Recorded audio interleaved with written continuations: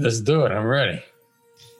Well, everyone, welcome back to a very exciting episode of the Storybox podcast. Today, my friends, I'm delighted to welcome Chris Voss. Now, for those of you that for some weird reason don't know who this incredible man is, you're in for a real treat. But Chris is the leading authority on art, science, and practice of negotiation.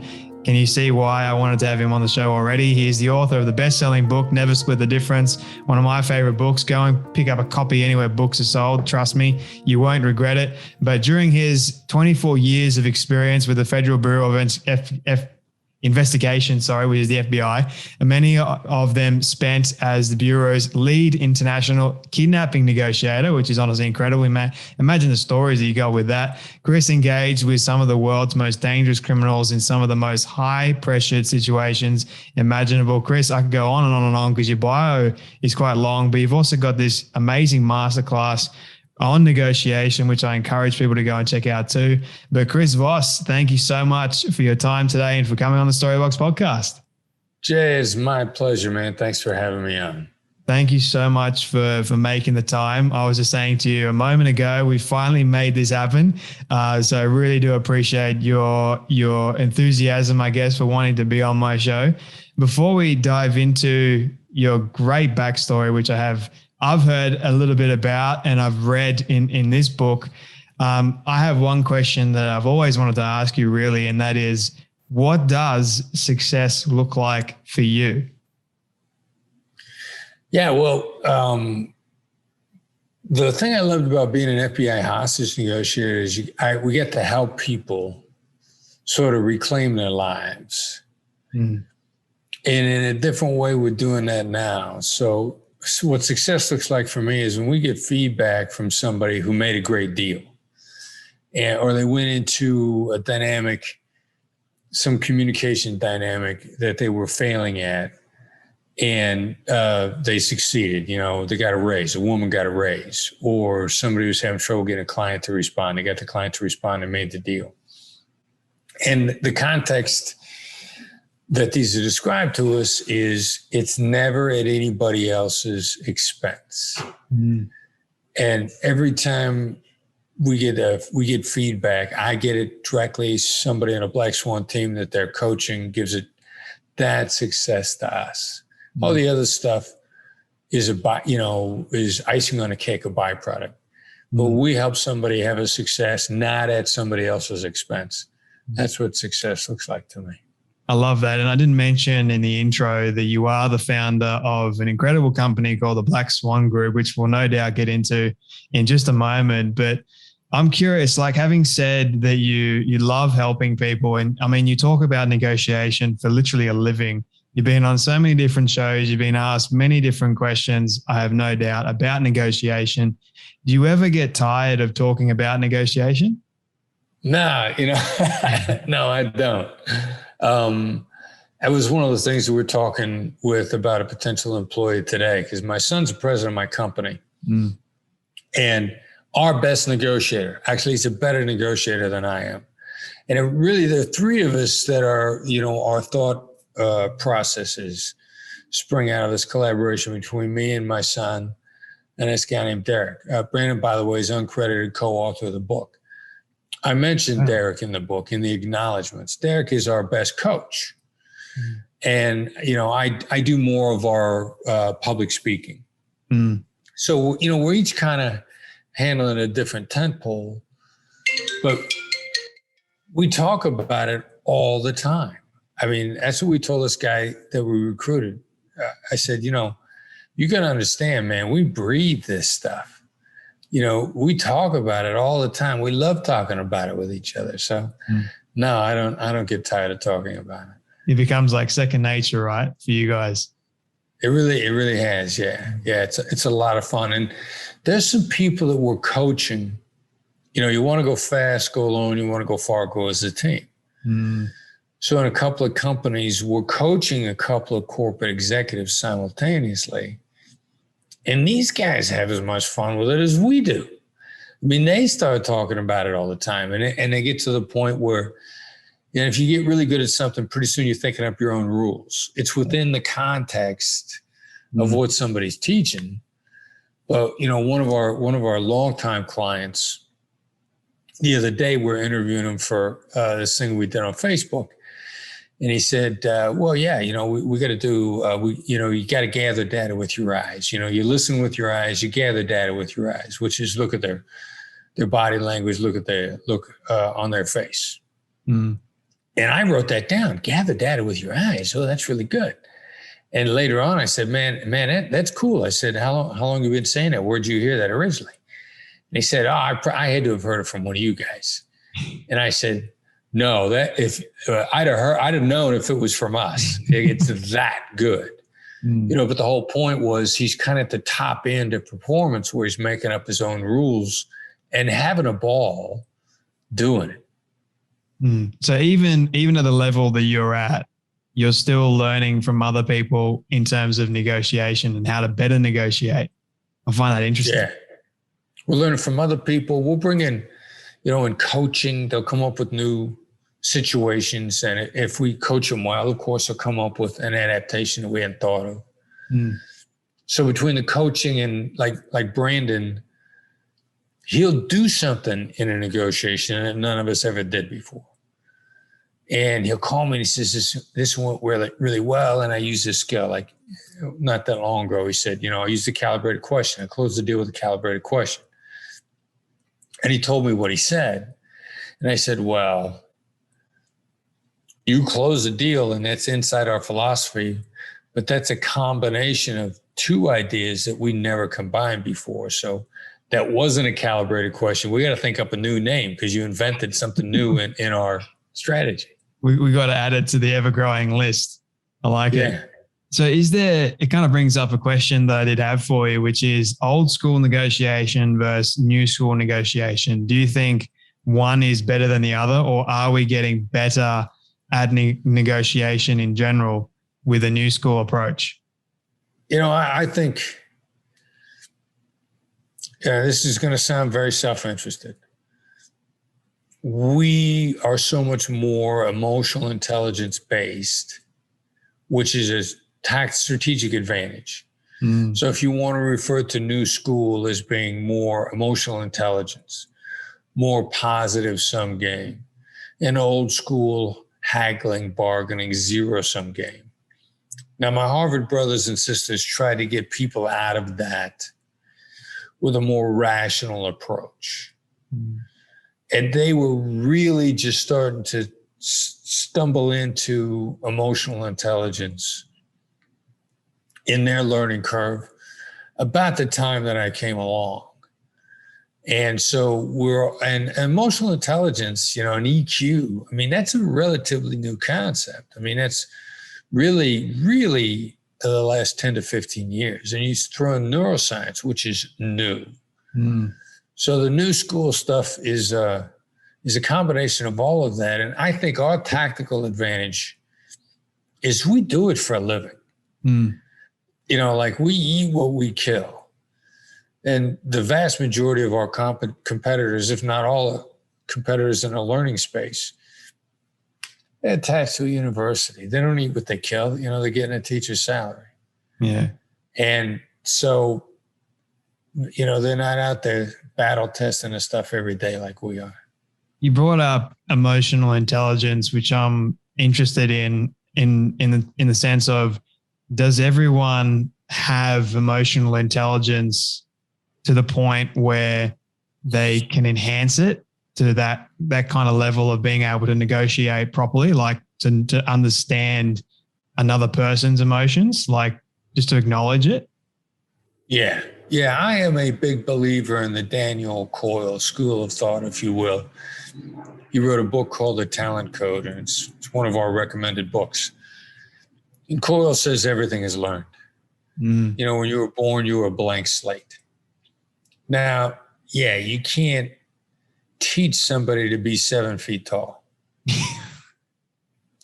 But other than that, Michael Jordan was not the most physically talented person who ever played basketball. Yeah. There are plenty of people that never made the NBA that could run faster, jump higher, were stronger than he was. He taught himself to be good. He learned it. And, I can remember actually one time, a number of years ago, after the Bulls broke up, and forgive me for the American basketball analogies, but I saw a game between the Lakers and between the Portland Trailblazers, and Scottie Pippen is going head to head against the Lakers superstar that was killed in a plane crash. Oh, Kobe. Kobe Bryant. Yeah.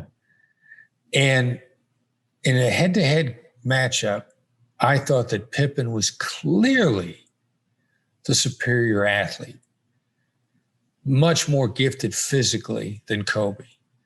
Kobe was a superior player based on his mental approach to the game. And of course, the Lakers beat the Trailblazers. And,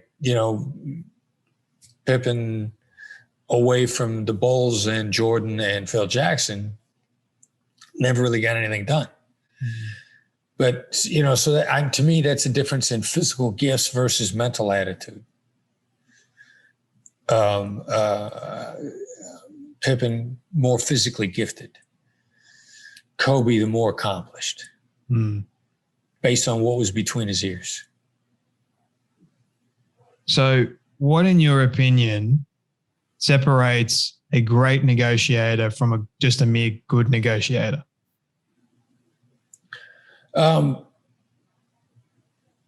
Coachability, the willingness to learn, the ability to learn, because then if you're coachable, a great negotiator is also a great listener.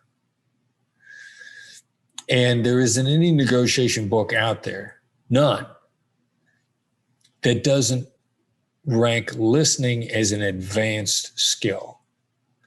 Like no matter what school of thought it is, whether you're straight Harvard, getting TS, rational, your emotional intelligence, really emotional, tactical emotional intelligence, which is what the Black Swan method is about.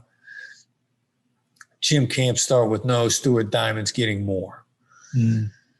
Everybody puts listening up there as an advanced and consequently competitive advantage to the great listener.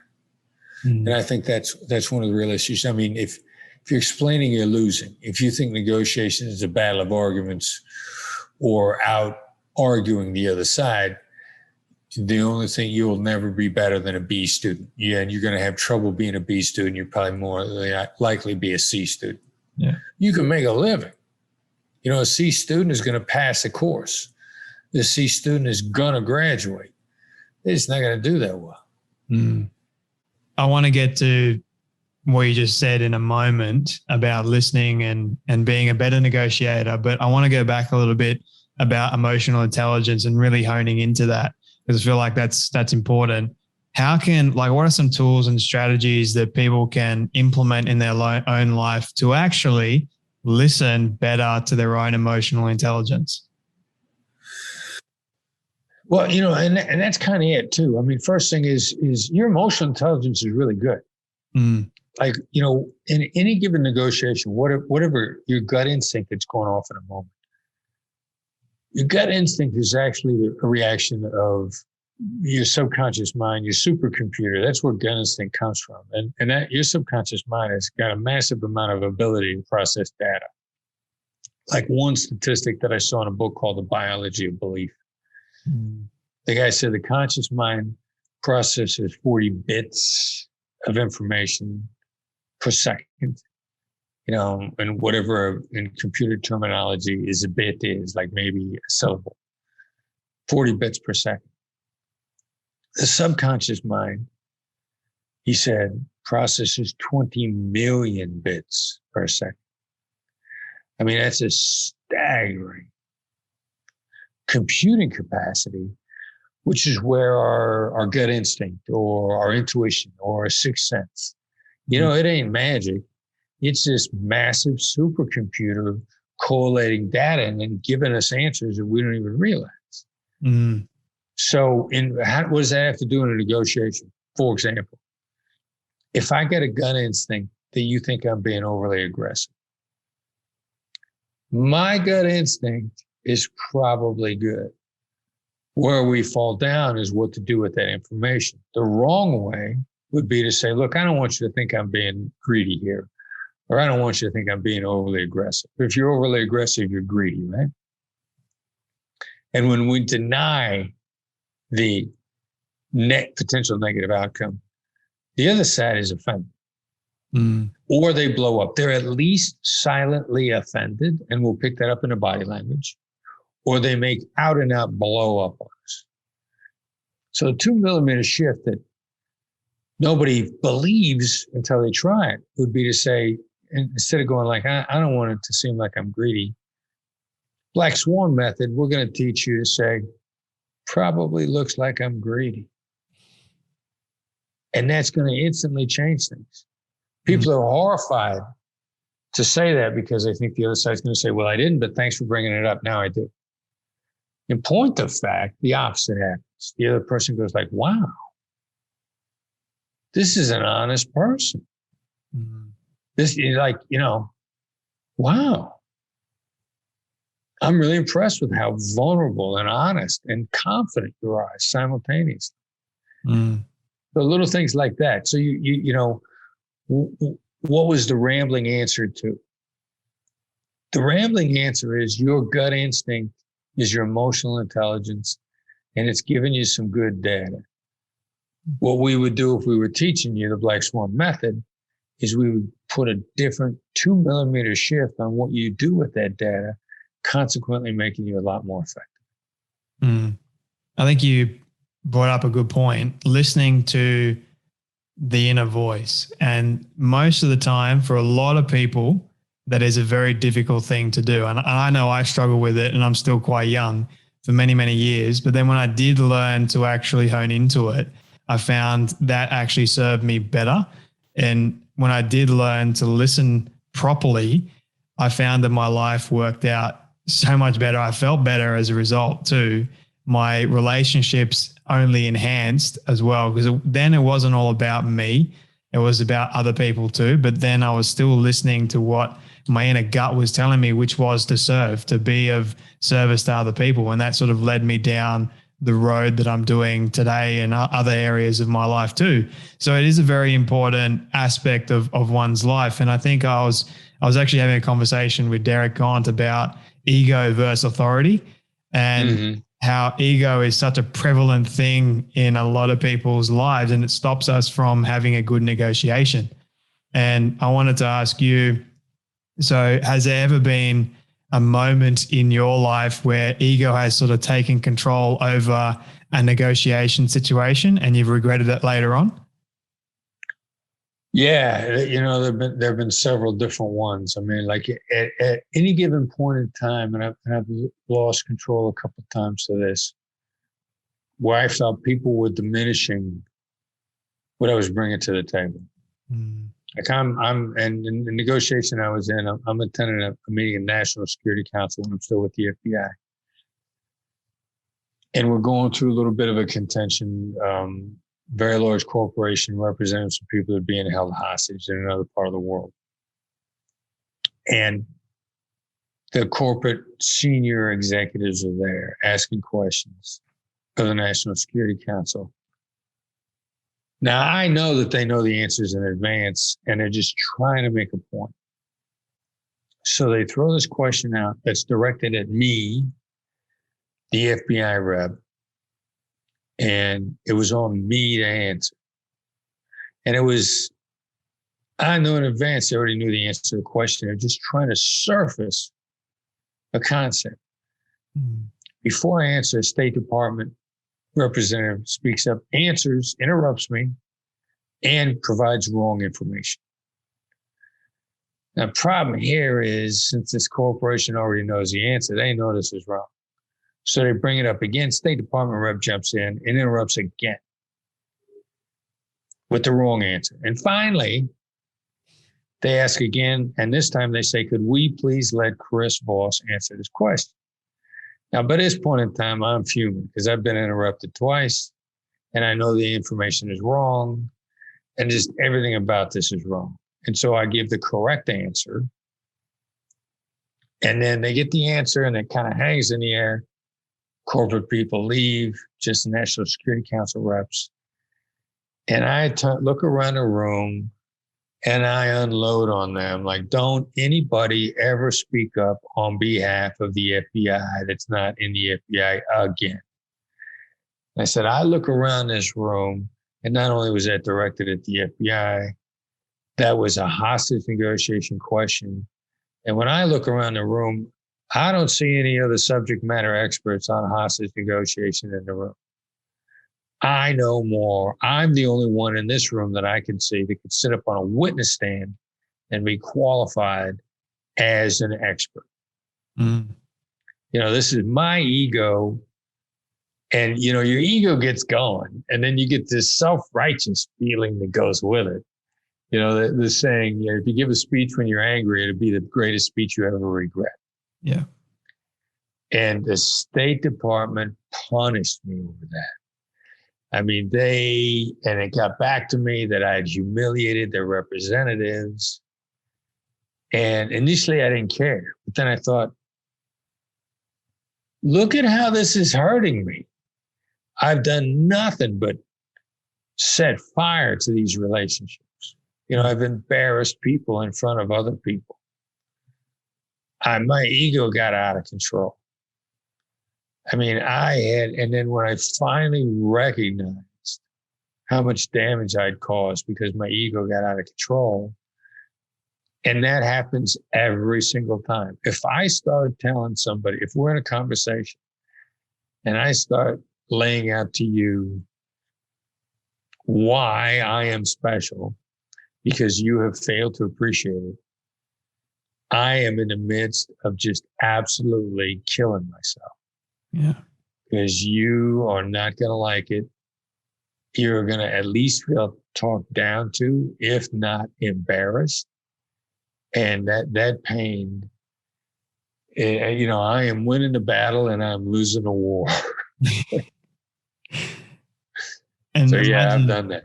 Imagine if both sides, like you had this strong ego and then the other side had ego too, and you're fighting against each other. There's that massive tension. It's absolutely going to go nowhere. So if that was the case and I think this has happened to a lot of people, myself included here. So when there is two sides of contention happening, how can we better negotiate out of that situation to have a better outcome for both parties? It depends upon how far out of control you've gotten at the moment. And sometimes the only thing you can really do is just ask for a break. I mean, just ask for a break. Time out. And, I had a couple of conversations just completely along those lines today, because everybody needs to take a breath. Mm. Now, if you tell somebody to take a breath, that comes across as condescending.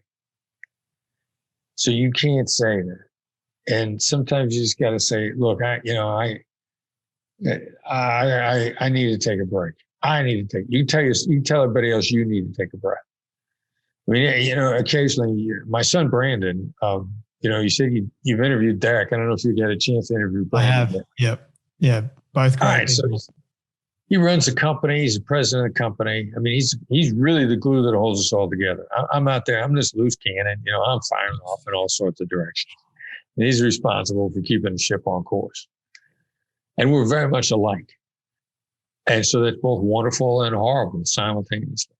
Mm. So, we'll get into a heated conversation. And we both got to the point of saying, like, look, I got to take a break right now because I'm getting ready to say something that is just going to be wrong. So, we don't I don't say to him, you need to take a break. He'll say to me, I need to take a break. Or I'll say to him, look, I need to get out of this conversation right now. And give us enough time to at least get our feet under this. I mean, so if it's really bad, no matter what conversation you're in, you can say, look, I need to take a break. Mm. And the other side is, what the other side hears is, I need you at least to stop beating on me. But even that could be accusatory, because you might say, well, I'm not beating on you. If somebody just says, I need to take a break, get a breath, get a moment, both sides are going to have enough time to get their feet back under them. If their heart's in the right place, if they genuinely want to collaborate.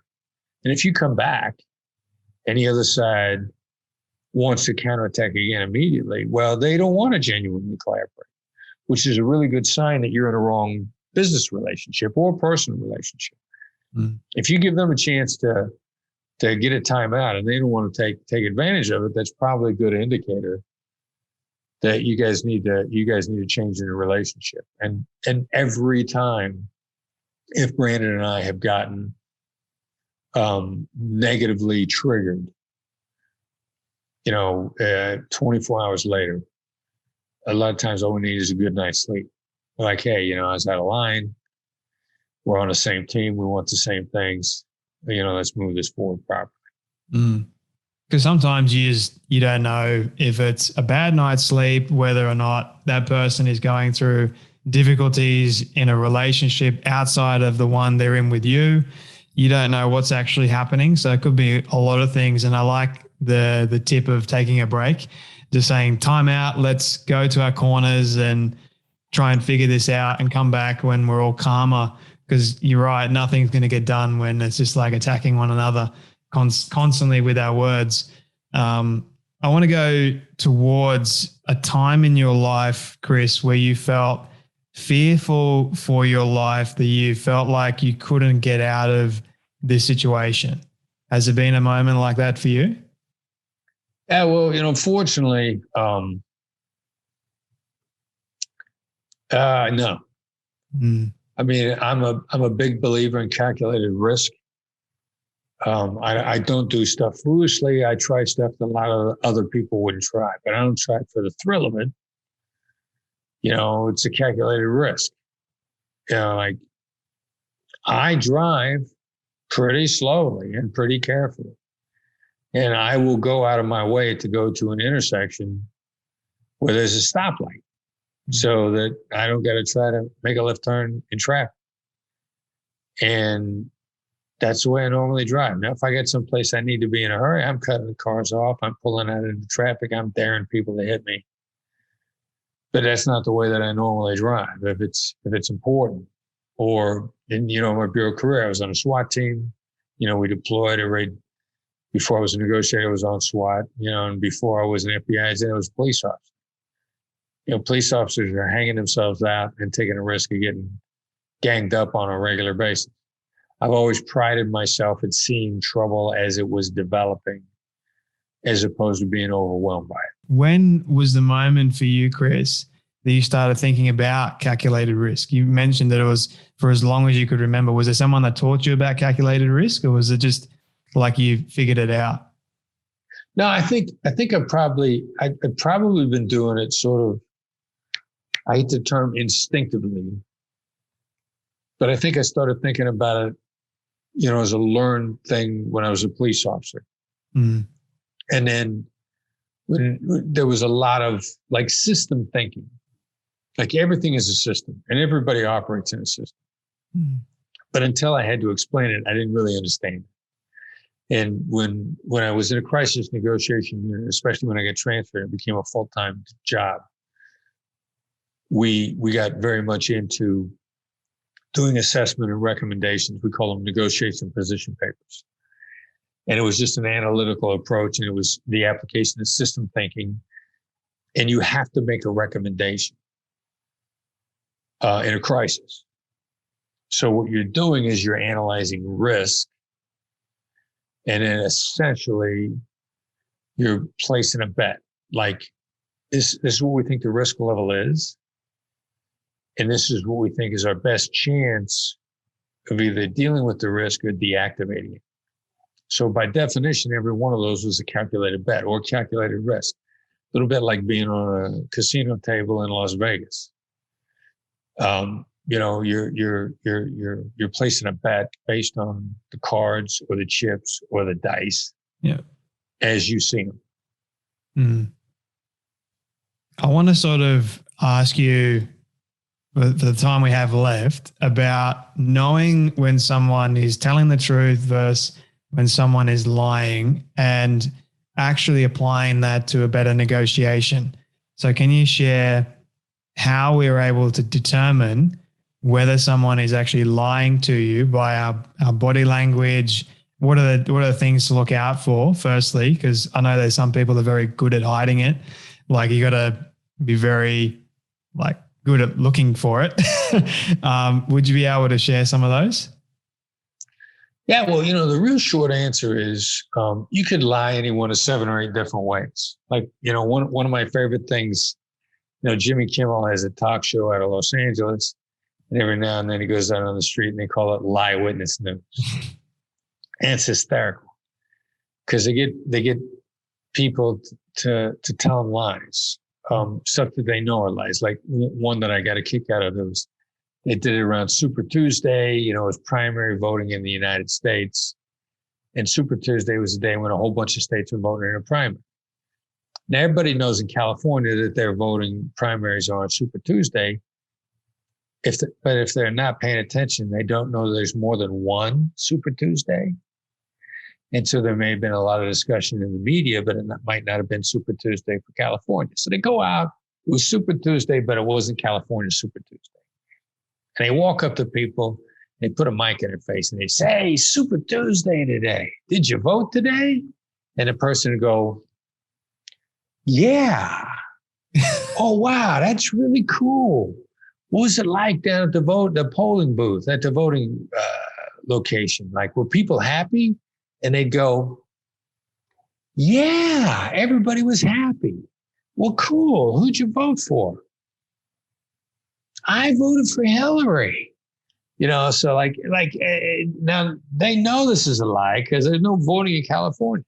Mm. But the point of the entertainment of the episode was each different lie they probably told it with different body language. The point is, if you lie, you probably lie with about 7 to 35 different, what poker people would call tells, body language cues. Now, the flip side of that is people, if you tell the truth one way. And that's the whole point of a polygraph. If somebody puts you on a polygraph, they ask you questions like, "What day is it? What's your name? Where are you? What did you have for breakfast?" What they're doing is they're showing the pattern of the way you tell the truth. If you tell the truth, you'll tell it the same way every time. Now, all those different wires and sensors that are taking into account all the different ways you can lie, all they know when you lied is you did something different. You might have looked down. You might have looked up. You might not have blinked. You might have held your breath. You did something different. So the short answer is, in your interactions, figure out what somebody looks like when they're telling the truth. That's really the only purpose for small talks. "Hey, what was your drive like today? I don't even eat breakfast anymore. Do you eat breakfast?" Mm-hmm. I could be using that to lay down the one way that you tell the truth. Now, the other thing about the truth that correlates really strongly, and again, the word correlation is important, is the more I talk to convince you, we refer to this as a Pinocchio effect. Yeah. The more words I use, that correlates with lying. And me being really concise or even being angry at you, because I know I told the truth. And if you are not smart enough to realize that I'm telling you the truth, then that makes you an idiot. Mm-hmm. Now, that's offensive in application. And most people, they don't realize that the person is really confirming that they're being honest. And they're so offended at being talked to like they're an idiot. Then their default response is, "Well, okay, so now I know you're lying because you offended." Mm. But, concise, even slightly angrier answers correlate, not direct causation, but correlate with honesty. Mm. Have you ever, this is being complete honest, have you ever lied in a major negotiation setting that ended up working out in your favor? No, lying never works out in your favor. And I'm completely against it. Yeah. Lying is starting the fuse on a ticking time bomb. Yeah. It's only a matter when that baby blows up on you. And I got enough problems as it is. I mean, I make all the mistakes I need to make. I don't need to add to them by lying. Yeah. I am not in favor of lying. Yeah. I get asked that all the time. You know, the academics used to love to ask me that in the early days before the book came out, a hostage negotiator. I'd be up at Harvard on a panel. Some Harvard professor would be like, so, has the terrorist got a nuclear bomb? And you got the opportunity, if you lie to him, he won't set the bomb off. Are you trying to tell me that you're not going to lie to him? And my answer is, I'm not going to lie to him. How can you say that? And I'll say, well, number one, they're probably a better liar than I am anyway. And they're testing me to see if I'm going to lie. And this is a trap and a setup, and I am not interested in falling into that trap. And they always go, oh, I never thought of that. I'm like, of course you didn't, because you're an academic and you think this stuff up in your head and you don't spend enough time in the real world. In a real world, lying backfires. Yeah. That's what I've noticed all the time, whether or not it hurts someone else, but for the most part, it hurts you.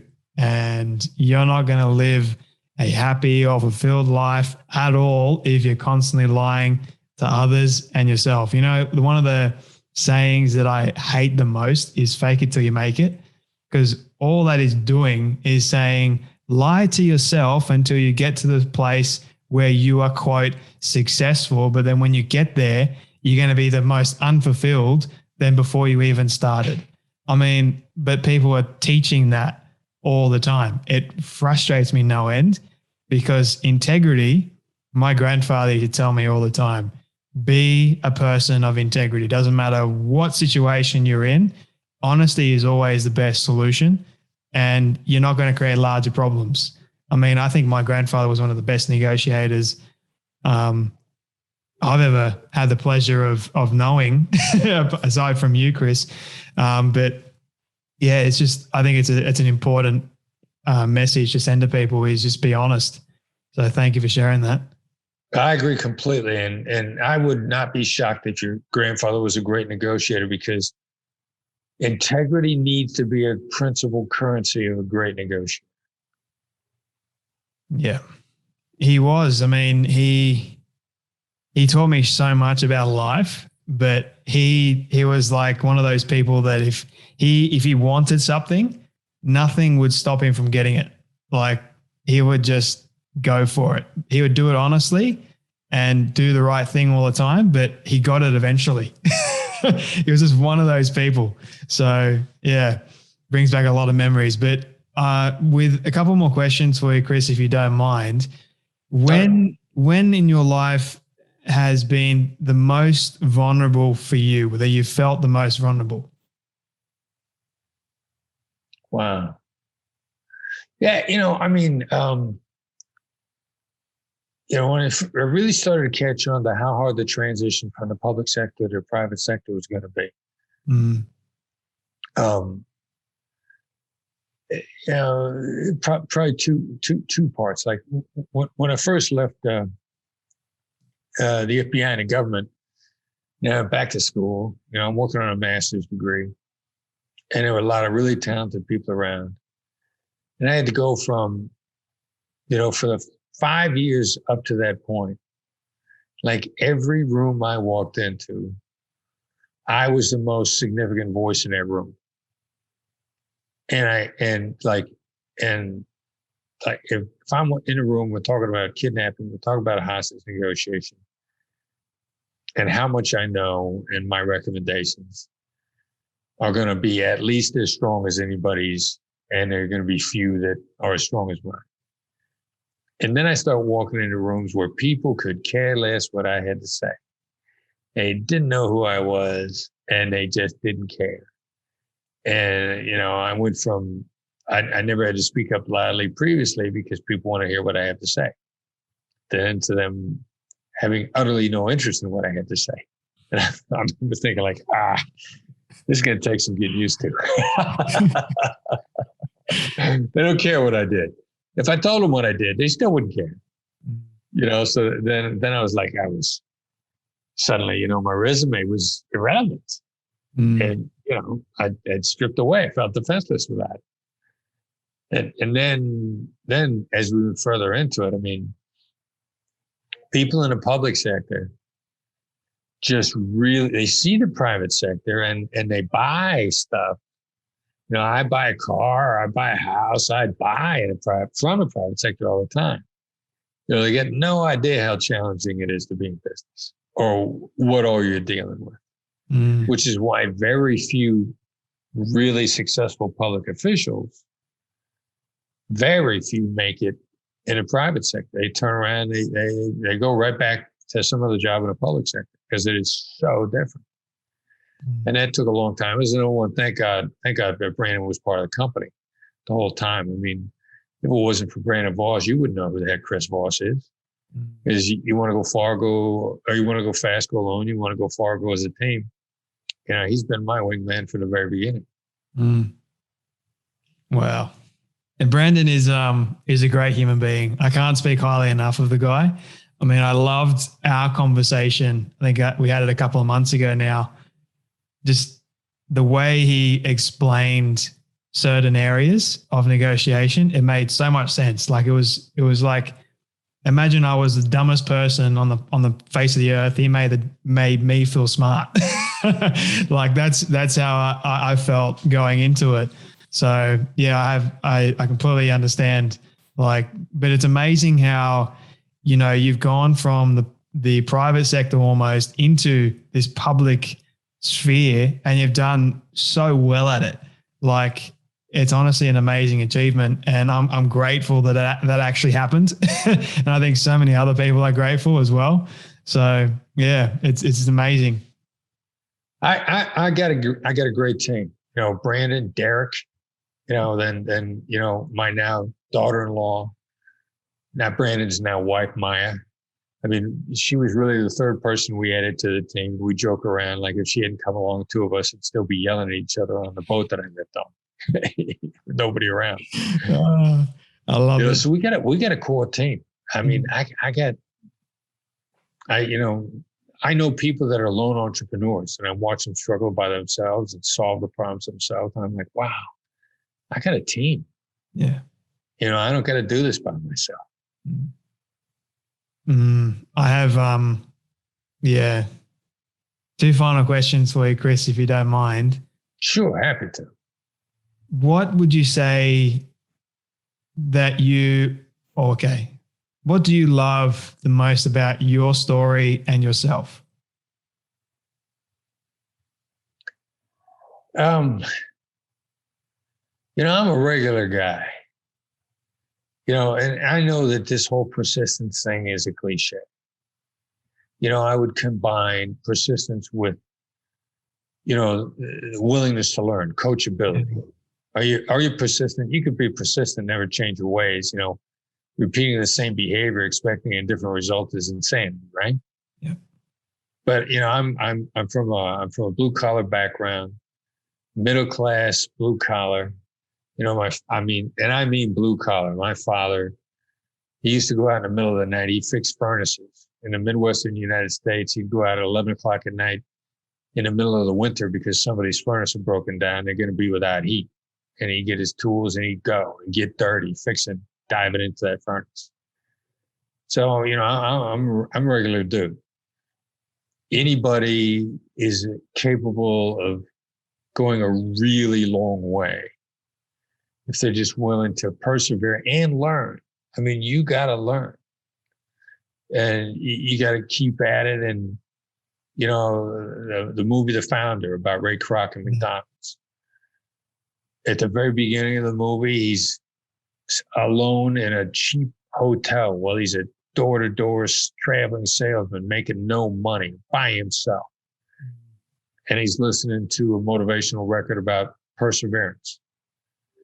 And then when he's Ray Kroc billionaire and he's out to give a speech to people, same speech, perseverance. And he learned along the way and he adapted. But yeah, I think perseverance and learning, they have really kind of no limit as to, you're certainly going to outdo everybody else who chose not to learn and or chose not to persevere. I have 5 P's that I live by every single day. The first one is persistence. And I completely understand the idea of, if you got to be coachable, but the way I use it is if I'm not persistently learning new things, then I will get stuck. Then I have the other P's, which is persistently practice prayer with patience and perseverance, and you will get through. It will all be okay in the end anyway. And if it's not, it'll still be okay. But those are the areas that I look at in my life, and then I break it all down. So persistence is for me the key with all the other areas. So if I'm not persistent, then I won't show up. I won't learn. I won't do the things necessary to practice, to, do other things. Like I won't even persevere. So yeah, I completely agree with you on that front. Yeah, I like that. That's cool. Those are good P's. Yeah. You mentioned your father for just a moment. I would be remiss if I didn't ask you this. What was the greatest lesson that your father taught you? Yeah, just work hard and figure it out. I mean, it was kind of those two things. And he always led by example. I mean, we got to work hard and you got to figure it out. Yeah. If something needed doing and he didn't know how to do it, he had no problem asking you to do it because he'd do it himself. And if he had to figure it out, his thought was, well, I never heard him say this. I'm sure that he just figured he was a regular guy that kind of the way I do. I'm not born with a gift of intelligence. So ain't going to be any easier for me to figure it out than it is for you. So go ahead and figure it out because I got something else I got to take care of. So yeah, it was really work hard and figure stuff out. I can relate to that. Chris, thank you so much for your time. Before I ask you the final question, where can people find you, connect with you, buy your book, Never Split the Difference, all that good stuff? Yeah. Go to our website, blackswanltd.com. Yeah, we got a gold mine there we got a lot of free stuff. Like wherever you are in your negotiation journey, we're prepared to meet you where you are. We got courses specifically for women. We got Sandy Hine as a coach that we brought on about a year ago. She does something called the Women's Power Hour. So she's going to put her take on it as a woman, or what a woman would tell another woman. We got the thing with negotiation is the perishable skill. Jim Camp used to call it a human performance event. He wrote Start With No. We collaborated with Jim for a long time, which means that wherever you are in your negotiation skills tomorrow, you're either going to be the same, you're going to be better, or you're going to be worse. Now, 2 out of 3 of those choices require some effort. And with inattention, if it's a human performance skill, and it is, if you're not doing something, you're going to be worse. And we help people find the little things to sharpen their skills. I love the website. There's so much useful information on there. I encourage people to go and get it. Same with the book. Love the book, by the way. Great read, very entertaining, lots of useful information in there. Chris, my final question for you. This is my all-time favorite question. I ask all my guests. Forgive me, I went on such a tangent there. Did I actually spell out what the website is? I'm not sure that I... BlackSwanLTD.com. BlackSwanLTD. And if people just search up your name as well, Chris Voss, then everything comes up anyway. So you're not hard to find at all. Very good. And if they type in Never Split the Difference, that comes up too. So Google is your best friend in that situation. Right. So, but this is one of my favorite questions. Okay. So imagine with me for a moment that you've been able to reach the age of 100.